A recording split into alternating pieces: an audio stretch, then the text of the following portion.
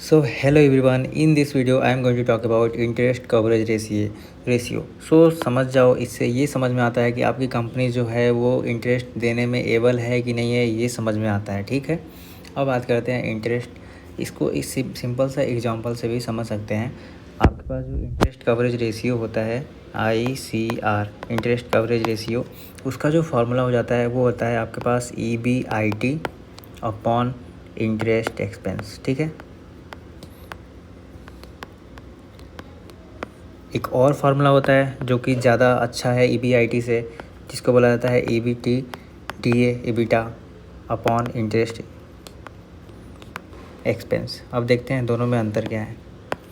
मान लो आपके पास एक कंपनी है A, उस कंपनी ने कुछ सेल्स किया 1000 रुपये का। ठीक, उसके बाद से उसको जो डायरेक्ट गुड्स में लग गए वो लग गए 500 रुपये का। तो बचे कितने? जो बचेंगे उसको बोला जाता है ग्रॉस प्रॉफिट, ग्रॉस इनकम, जो कि हो गया 500 रुपीज़। ठीक, और अगर आपने इसमें से इनडायरेक्ट टैक्सेस, एडमिनिस्ट्रेशन का टैक्सेस, रेंट का टैक्सेस, सैलरी का टैक्सेस, अगर इसको भी आपने घटा दिया इसमें से, तो वो बन के आता है EBITDA। ठीक है, EBITDA। मान लो ये 100 रुपये था, 100 रुपये आपने घटा दिया तो यहाँ से आपके पास निकल के आया 400 रुपये। अगर और जो ये 400 रुपये इसमें से समझ लो ये इनडायरेक्ट एक्सपेंसेस में से हमने डिप्रिसिएशन वाला नहीं घटाया। ठीक है, डिप्रिसिएशन वाले को बाहर ही रखा है।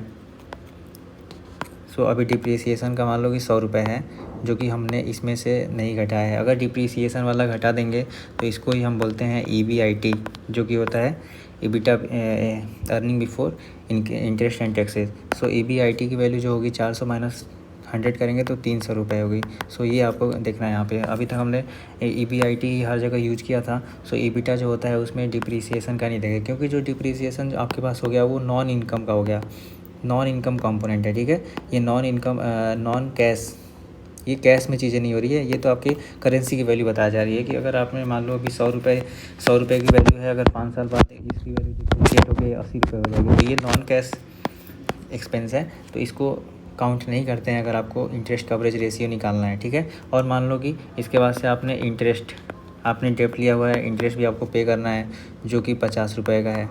ठीक, सो ये हो गया आपका इंटरेस्ट जो कि 50 रुपये है, और EBITDA आपका हो गया 400 रुपये। सो जो इंटरेस्ट कवरेज रेशियो हो गया आपका वो हो गया EBITDA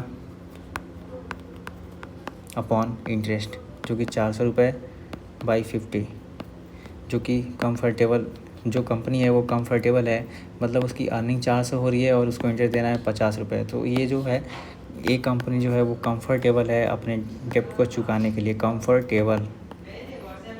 सो अगर आप बैंक के आदमी हैं तो उसके आपके हिसाब से खुशी की बात है, आपको पैसे मिल सकते हैं, आपका पैसा लूटेगा नहीं।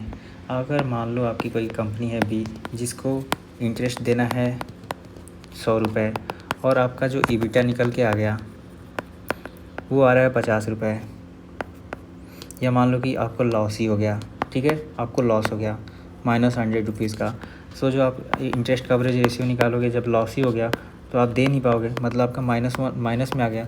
सो जो निगेटिव हो जाता है तो आप बैंक वाले हो गए।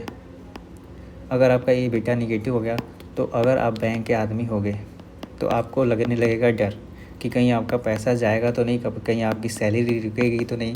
सो ये देखने के लिए बैंक्स को भी ये इम्पॉर्टेंट मदद करता है, और कंपनी को भी करता है कि उसकी फाइनेंशियल कंडीशन कैसी है। सो इस वीडियो में बस इतना ही। ऐसी वीडियो देखना है तो please subscribe and share the channel with other of your friends. Thank you.